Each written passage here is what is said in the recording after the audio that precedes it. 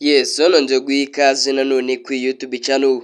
Si rimwe si na kabiri wagiye wumva hirya no hino abantu benshi bagiye batandukanye bavuga yuko uyu Miss Nyambo ndetse na Titi Brown bakundana. Si n'abantu gusa babivugaga, nabo ubwabo barabyiyemereraga. Ibyatangiye nk'imikino byaje kuba seriye kubera yuko uyu Miss Nyambo ndetse na Titi Brown byatangiye urukundo rwabo nta n'umwe wemeza yuko ari urukundo hagati yabo bombi, ahubwo buri umwe wese avuga yuko ari ababesto. Gusa buri umwe wese yaje kubishyira ahabona yemera ko akundana n'undi arabyemera. Nibwo koko imusozi hagiye inkuru idasanzwe yuko Miss Nyambo ashobora kuba ari mu rukundo n'umubyinnyi kabuhariwe hano ngaha mu gihugu cy'u Rwanda. Gusa uyu mwanya mu rukundo rw'aba bombi hajemo kidobya, wakibaza bigenze gute kugira rwose batangire guterana amagambo bise nk'aho bahindukanye, buri umwe wese yihakane undi. Reka turebere hamwe uburyo ibintu byifashe. Ese koko Miss Nyambo na Titi Brown batandukanye nk'uko birimo bigenda bivugwa hirya no hino ku mbuga nkoranyambaga? Ese koko nimba batandukanye bapfuye iki? Reka tubirebere hamwe muri iki kiganiro. Nimba ari ubwa mbere ugeze kwica no nguhaye ikaze. Miss Nyambo ni umwe mu bakinnyi ba filime bakunzwe n'abatari bakeya hano ngaha mu gihugu cy'u Rwanda. Ni umwe mu bakinnyi ba filime ufatirwaho icyitegererezo n'abatari bakeya. Uyu mukobwa Miss Nyambo ni umwe mu bakinnyi ba filime bahanga mu gihugu cy'u Rwanda babayeho mu buzima bugoye, ariko kubera Imana ndetse no gusenga byaje kurangira abaye uwo yahoze aharanira, uwo yahoze yifuza kuva mu bwana bwiwe.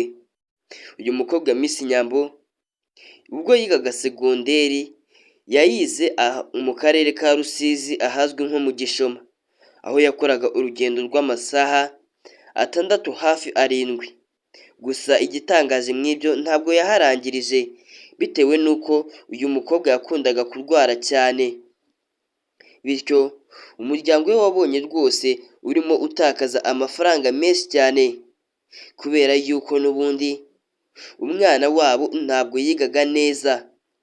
Nibwo bafataga umwanzuro ugira iki, reka noneho tumwimure aho yigaga tumuzane mu mujyi wa Kigali yige ahegereye mu rugo ajye yiga ataha, kubera yuko bari bamaze kubona neza yuko uyu mukobwa aho arimo yiga n'ubundi atazaharangiriza. Koko ni nako byaje kugenda, ntabwo yarangirije mu Gishoma kubera yuko yakundaga kurwaragurika.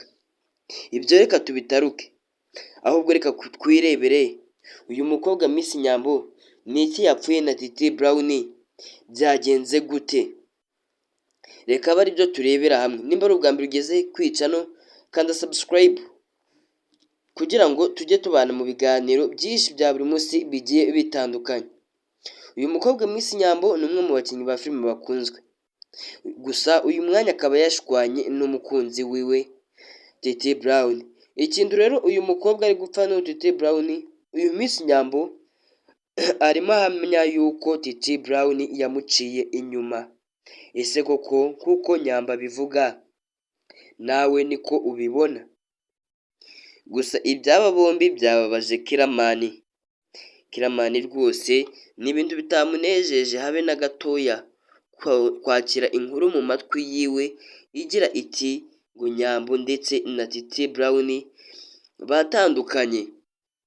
Ibi ni ibintu byababaje Kiramani cyane ku buryo uyu Kiramani yagerageje kwegera uyu mukobwa Miss Nyambo amubaza icyo yaba yapfuye n'umukunzi wiwe. Gusa uyu Miss Nyambo habe n'ikintu na kimwe yagaragarije uyu Titi Brown yigeze amubwira, ahubwo yabyirengagije aramwihorera. Gusa no ku rundi ruhande Kiramani yegereye Titi Brown abimumajijeho, Titi nabwo aramubwira ngo ibi ntacyo nabivugaho, nabwo Titi Brown nawe yabuze icyo abivugaho. Gusa igihari cyo ni uko bamaze gutandukana aba bombi. Reka nkubwire ukomeze ugire ibihe byiza. Icyo bapfuye ni uko uyu Titi Brown yaciye uno mukobwa Miss Nyambo inyuma, bikamubabaza cyane rwose.